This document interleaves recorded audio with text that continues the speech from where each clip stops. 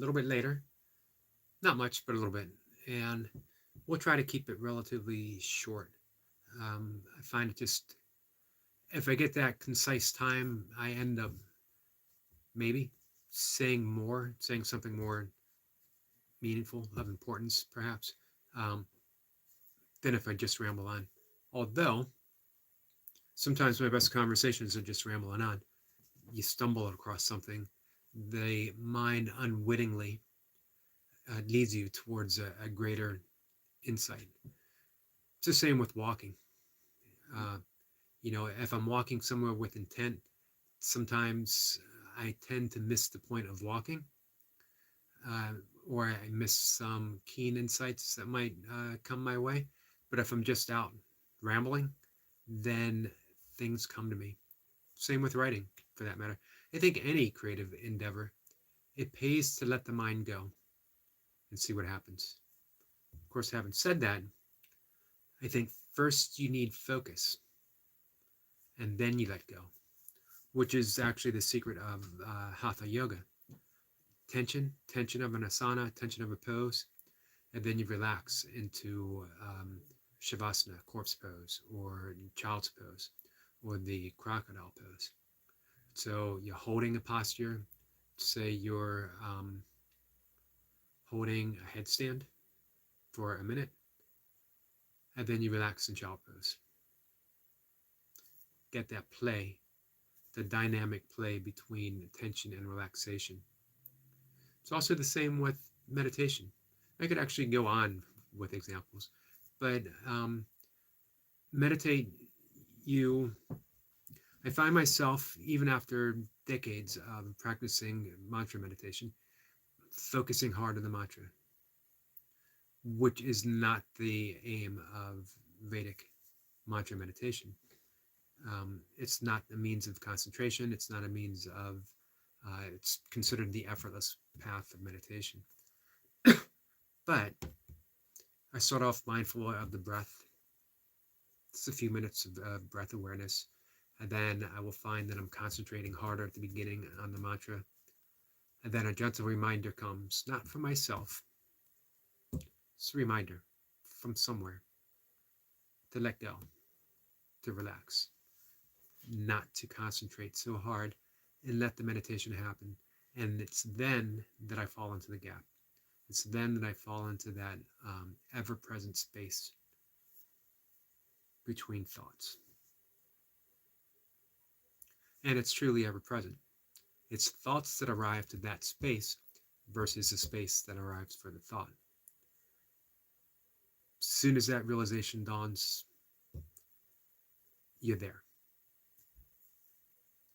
So, yeah, it pays to be able to have that, that tension followed by relaxation, as well as relaxation followed immediately by tension. It's a way of switching our nervous state. It's a way of switching from the parasympathetic state instantly to the sympathetic state, and then back to parasympathetic without getting stuck. So when an emergency requires you to act, you act, but you don't stay revved up. Same with any of these little stressors that we have in life that really have so little meaning, but they trigger that fight and or flight response, and we're stuck there. Somebody accidentally, inadvertently cuts us off in traffic, and we find ourselves following them down the street. I'm going to catch them, and I'm going to give them a piece of my mind. And of course, they yell back at you, and then you get even more infuriated. How dare they cut me off and then yell at me for yelling at them, even though I was a complete dick about it. This is not a personal example, by the way. I'm not describing something that happened this afternoon. I am describing things that happened way, way, way in the past. Um, Not like that, but traffic incidents is just blown way out of proportion. Because of why? Really, because of demands, because of patterns. You fall into those patterns of this is how I respond, because I always respond this way. And then there's a pattern for that pattern, and it escalates, and you don't even know it.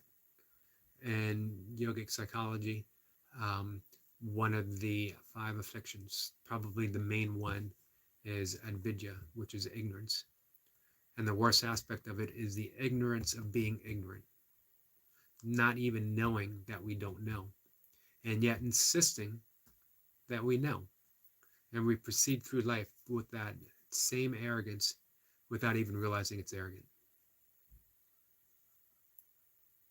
All it takes, one little breakthrough, and you suddenly see, wow, what an ass I've been for 58 years.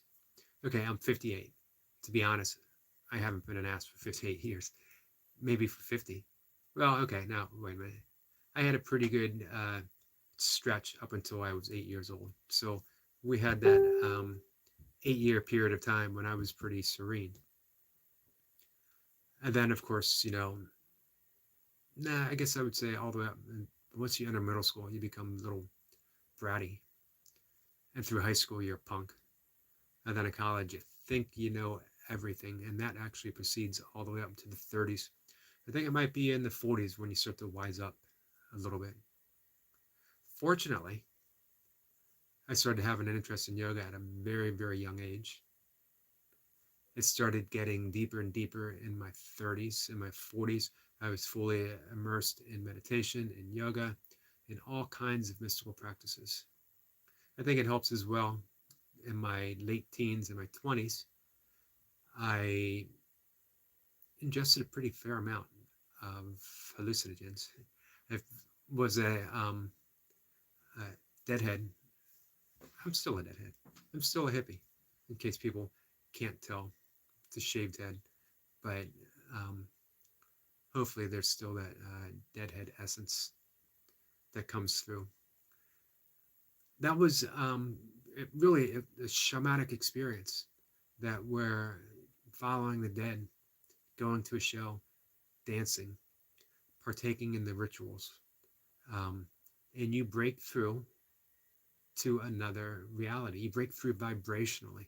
You're dancing not because you're particularly moved to show off your dance moves, such as they were. The great fun thing about a Grateful Dead concert is nobody can dance, and yet everyone's dancing, and everyone is beautifully doing so. Um, but you're dancing because the particles in your arms and legs are vibrating so strongly to the music that you have no choice but to travel along with that vibratory experience. That's a dead show. There is nothing like a dead show. Sadly, no more. Although I guess you could go see John Mayer and Weir, Dead and Company. I haven't seen him. I actually, man, I don't even know the last concert I saw. So, totally lost track. Where was I? Talking about relaxation, talking about being an asshole, talking about traveling between the sympathetic and parasympathetic, most especially when you don't think you're able to, when you're so revved up over something so trivial, something so small, it's just not worth arguing with another person. It's not worth being offensive or being offended. It takes quite a bit nowadays to offend me for anything. Um, it's just why, you know? Let's go back to Don Miguel Ruiz, uh, the Four Agreements. Don't take anything personally. It's a remarkable little book of wisdom. No matter where you stand on self-help books, it's just a beautiful book. The thing is, with self-help books and stuff like that, very hard to put into practice. You try and you try and you try to get that discipline, and you just keep failing and failing and failing. You find yourself taking things personally, even though you know better. What's more important than developing the discipline of that type of self-help, that type of determination? My New Year's resolution is to not take anything personally, is to do this or to do that. And then by February, it's forgotten or you've failed miserably, so much so that you just want to put it all behind you. I'll start again next year. The wonderful thing about New Year's resolutions, there's always another year. Of course, we're a year older and we're also a year closer to death, waste of time perhaps. A better way, let transformation happen. Caterpillar doesn't have to do anything outside of its own nature to become a butterfly. Just continues eating, continues traveling its caterpillar way, and then there's that inner call, that inner pull to do whatever it is that a caterpillar has to do. The amazing thing, it totally becomes mush inside the cocoon. There is nothing caterpillar-like left. It is completely undone, unmade goo, caterpillar goo. And yet in that goo is the butterfly potentiality. I'm just happy that word came out. Potentiality.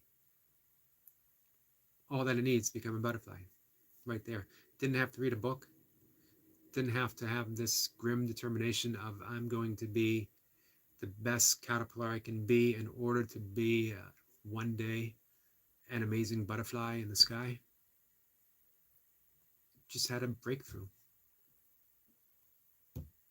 And we can all do that. Here's the best way to do it, in my opinion. Because you can't really plan on having a breakthrough. You can't say one day I'm just going to have a grand awakening. It does happen for some people. Tony Parsons talks about walking across the park and suddenly having his awakening experience, where everything he saw truly and clearly, there was no doer. There was no truth to the personality of Tony. There was just the great isness, existence, reality, playing through and expressing itself as Tony Parsons, which is a beautiful story. But of course, there was years of practice before that he doesn't often talk about. Fortunately, I'm sure he won't see this video. He won't call me out and say that's not true. But I've heard other people who know him well. He was a serious practitioner. I'm not sure what the practice was. Maybe mindfulness, maybe yoga, maybe transcendental meditation, maybe Buddhism. But he would say it didn't lead to the breakthrough, and he's correct. I would say it certainly did help with a breakthrough, and I'm correct. So let's live with that paradox. Take Tony at his word. But I like Jack Kornfield, the Buddhist meditation teacher, how he sums it up. Meditation practice, yoga practice, doesn't lead to awakening. However, well, let's backtrack. He would say awakening is an accident of fate. It just happens. However, meditation, yoga, Buddhism make you accident prone. That's the way it was for me. My own experience, actually, decades of practice, which really did transform my brain. I've always been fairly mellow. I became more mellow. I became easier to get along with. I let so much go. Just practice after practice after practice. Years go by, decades go by. Life is just lighter, easier. And then one day, reading in a book, John Wheeler, and he talks of reality. And the words I read, and honestly, I don't even recall what words they were, but I simply saw there was no doer. A big aha moment. And then, not too long after, I did the Douglas Harding Headless experience, and I was there for however long there is there. You just see emptiness, form, form, emptiness, not going back and forth, but one thing expressing itself in infinite ways. And yet I continue to practice. I continue to dive deeper into yoga.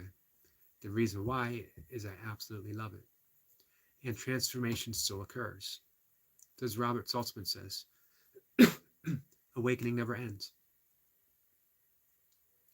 And meditation and yoga just take me in this direction that I love going, and let myself go. And I go with it, and I see what will manifest next. What will spontaneously appear in my life next? In what way? How will reality, how will the infinite, how will the universe express itself through and as my life? What will happen next? I find that yoga is a beautiful path. And by yoga, I mean the entire path, from the ethical restraints and observations all the way up to the final practicing samadhi and deep meditation. I also find that instead of setting those New Year's resolutions and intentions, every day in the morning, do something beautiful, do something deeply meaningful. Wake up and meditate, do some yoga, and go out in nature. It doesn't have to be in that order. I do find it helpful to meditate first, because then nothing else happens. You're good to go. Although, you can't go wrong by being in nature, especially early in the morning. And if you do so, it becomes a meditation of its own, especially if you commit to deeply listening to the sounds of nature, whatever they might be. If you live in the city, and trust me, nature is everywhere, even on the busiest city block. It helps to start listening to the sounds of nature beneath the busyness of the world. That becomes a deep meditation completely on its own. That leads to transformation. That will lead you in ways of self-improvement that you could not possibly attain if you tried. If you set out on a path of, I'm going to do self-improvement every day until the end of the year, I'm going to be fully self-improved. Chances are, again, by February, you're done. Sometimes it sticks, something in particular. One of the keys, one of the niyamas in yoga, on the yogic path, niyamas being the personal observances, tapas, which is giving yourself to a practice, to a discipline with full-hearted abandon, deeply, soulfully giving yourself to this. So if you say, New Year's Eve, I'm going to do burpees every day for the year, that's your tapas, that's your discipline, that's your practice. Throw yourself into it. It'll take you to astonishing places. It'll be your meditation practice. It'll be your yogic practice. It would be your complete path of self-realization. Give yourself to that. Or every morning I'm going to get up and I'm going to walk 3 miles in nature in the quiet of the morning, and I'm going to listen to whatever nature expresses to me, whatever insights they offer. And then I'm going to come home, and before I get ready for work, I'm going to journal, I'm going to write, I'm going to keep a blog. 10 minutes. That will take you as far as you need to go. Your life will be transformed. Every morning I'm going to get up and I'm going to do 8 sun salutations and then do an inversion pose, headstand, shoulder stand, whatever. Your life will change by committing to that practice. Small practice done daily. combined them. When I wake up, this is what I do. When I wake up, I'm going to meditate. I'm going to do my yoga. I'm going to drink my coffee as I write. I'm going to get outside and listen to nature. I'm going to come back. I'm going to do some burpees. And then I'm going to do my long yoga workout. You shouldn't call it a workout. That's the way to do it. Or any of those methods. Wake up. Meditate for 10 minutes. 10 minutes of yoga. 10-minute walk. Do something creative. Be part of the making of something beautiful every single day of your life. And again, you'll be transformed. Because you can't touch beauty without coming away, exposing the true inner beauty that you are. Can't be done. You might try to cover it back up later in the day, but as years go by, it'll get harder and harder to the point where it'll be impossible. You'll be luminous. The light will be just so bright that people will be blinded when they see you coming. All right, guys. So the message for today: do yoga, or do burpees, or do both. Get outside in nature.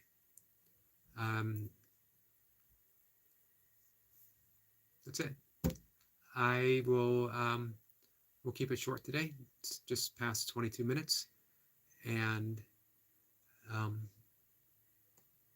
that's it.